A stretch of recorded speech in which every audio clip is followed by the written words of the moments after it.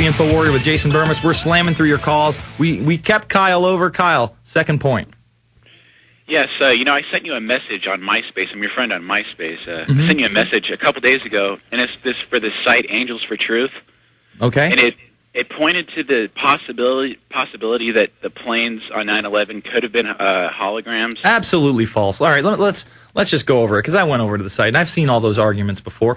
Look, man, for them to be holograms, there wouldn't be wing holes. Okay, let me say it again. Wing holes exactly where the plane hit. It's exact, all right? I mean, look, these people who want to talk about holograms and TV fakery never have an answer for that. I'm not saying that it was a United and American flight. In fact, I think the evidence points away from that, okay? Right. I'm not saying it wasn't attached with some other type of explosive device. There's a possibility of that too. But when people talk about these, I mean, people saw the planes. People recorded the planes. There's a ton of amateur video. I think right now, after the Pent Bomb just released another 7 videos of the second plane. Let me say it again, 7 videos of the second plane. There's something like 42 different videos, including ones from across the harbor, where you can literally only see the gray plane, and then as it goes into the World Trade Center, it's almost not able to see because they have similar textures from that far back, but you still see the little flash on the right-hand side. It's an amateur video. Listen, they didn't get to everybody.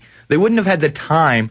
I mean, if anybody had a real video, okay, and then, believe me, with the 8 million people that live in Manhattan, there would be a real video of an explosion of the World Trade Center without the planes hitting. Maybe I would take a look at that evidence. I tell people about Alex Jones' 9/11 films and yours, too, man. I love them. I just saw this, and, you guys tell us to look at everything out there. Sure. But I was just thinking that, this could be disinfo, and I don't want to get into it if that's the case, but... No, it's absolutely disinfo, man. There's so much disinfo out there. I mean, there are people that want to talk about scalar weapons being used on 9/11 with zero evidence, just hearsay and conjecture. Listen, I stick to what I can prove. Especially with the video evidence. And, I made an entire film that has nothing to do with the physical anomalies, which is enough to indict the administration, foreign governments, and corporations.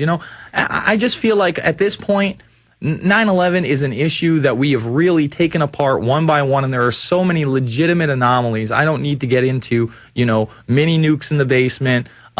I really believe the holograms and the TV fakery stuff is straight out of COINTELPRO. And you know what? I thank you for the call, Kyle, but I want to go back to the first time that I heard that. I hope you stay on and listen to the conversation. But the first time I heard that was from a verifiably insane man on the 4th anniversary of 9/11. The first time that I went down to Ground Zero. And I wanted to go for a couple years, folks. I'm not going to lie. Again, I got into this in 2002. I couldn't really find anybody to go with me.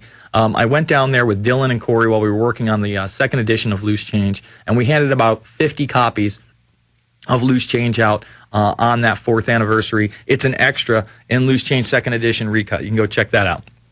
Or it's all over the web. And I sat there with this verifiably insane man. I won't even say his name. He is a blight on the 9/11 truth movement. He is what looks like a meth addict, let's be honest. I mean, the guy looks straight out of like a meth lab or a speed factory. Definitely some kind of drug addict. And he's telling me how he thinks that the whole thing are holograms or TV fakery, and that the flash, the so-called flash, was a glitch in the video equipment. And then I challenged him on it. I said, well, what about the amateur video? Oh, all those were doctored and faked, and everybody's in on it. It's Westcam Bermas. None of it pans out. Let me say again, none of it pans out. 0.0. Let me say it again, 0.0 chance that holograms were used on 9/11. 0.0 chance that TV fakery was used on 9/11. I've dedicated my life to this. I've looked at all angles, I promise you, and I am giving it the thumbs down big time. All right, let's jump to our next caller. Let's go to Ed in Pennsylvania. Ed, you're on the line. Hey, Ed. Hey, Bermy.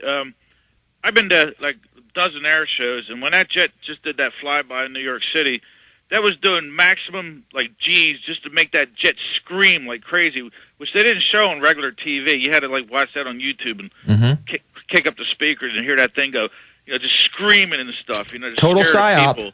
Total psyop. Listen, I had somebody call me who was just recently been awakened, and really what set him into gear was this Air Force One thing. He lives in a Manhattan apartment in one of the upper floors, and he was awakened looking out his window, seeing the plane come towards his building, and he thought he was going to die.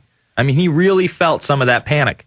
And it is just incredible to me that they're saying this is a photo op. Again, they don't say what it's for.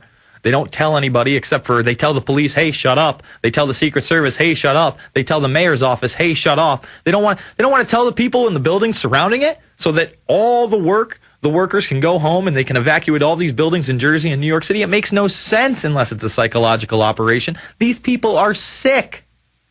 It about ripped the wings off that thing the way how hard they're pulling back on the joysticks.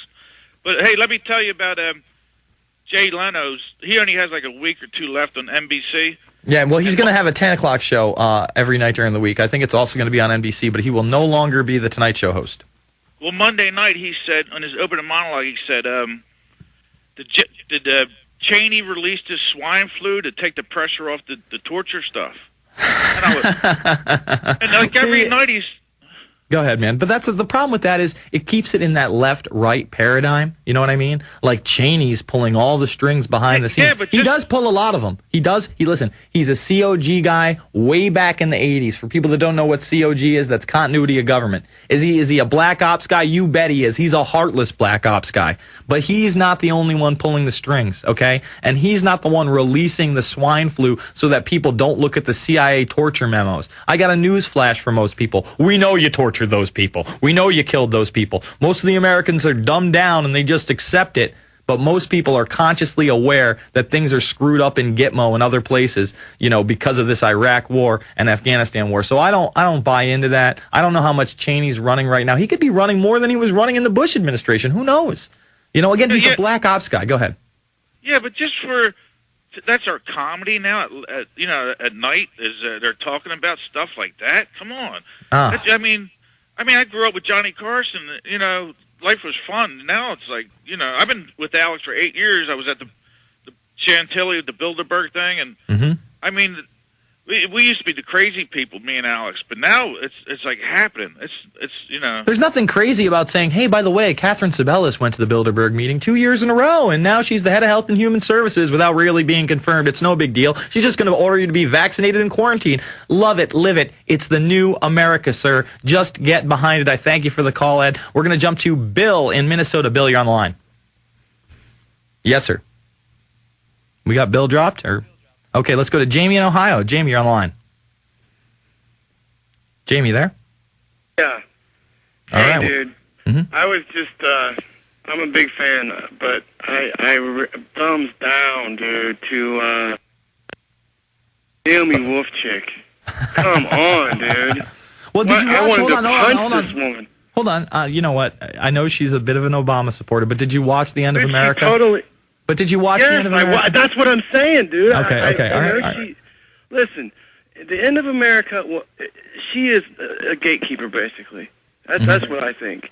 And you didn't ask her any hard questions. She led a lot of people down the wrong road.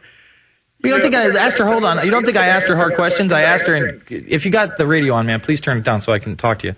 Anyway, I asked her about the redistribution of forces and Obama not getting us out of the war. I asked her about that. I asked her about the renditions and the other secret camps outside of Gitmo. She mentioned 9/11 Truth when she said that she saw Loose Change 2nd Edition. I didn't think that I really needed to get into 9/11 Truth with Naomi Wolf. She gives the same canned answer every time. I really wanted to focus on current events and really this administration being extremely hypocritical. I talked to her about the hardcore things that were in the GIVE Act. Did she weasel out of a couple questions? Maybe. But at the same time, I really enjoyed her movie. And I really think it's a good opener for someone who maybe can't watch Loose Change Final Cut or Fabled Enemies or maybe the Obama Deception first. What's impossible, Jason? What's impossible to believe about this is that you can make a movie like that and not know that there's a paradigm. It's impossible. Well, I disagree because listen, man. She's a Rhodes Scholar.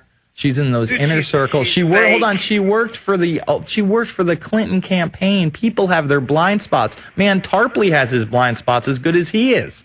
You know what I'm saying? Everybody. Me, I might have my blind spots. I'm not perfect. At least Tarpley will, come out and tell you he's a communist. Listen, she worked you, dude. And I got nothing but love for you, Jason. But if you're gonna have somebody like that on there, I got to be a little more hardcore on her. You got to grill her, man.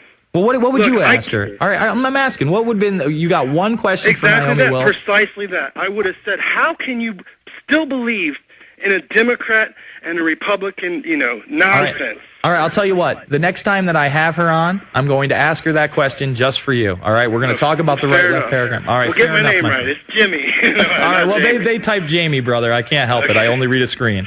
All right, I thank you for the call.